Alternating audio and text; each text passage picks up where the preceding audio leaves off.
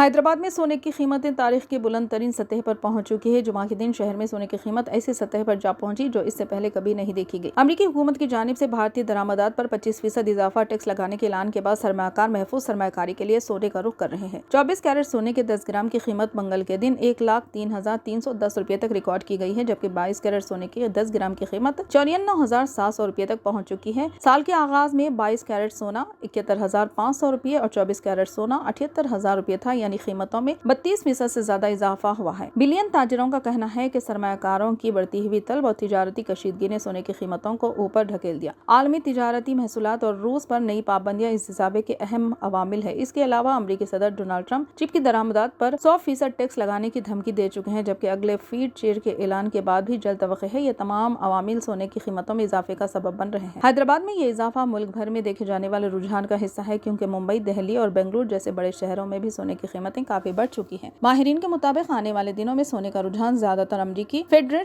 tax policy اور دنیا بھر کی سیاسی کشیدگی پر منحصر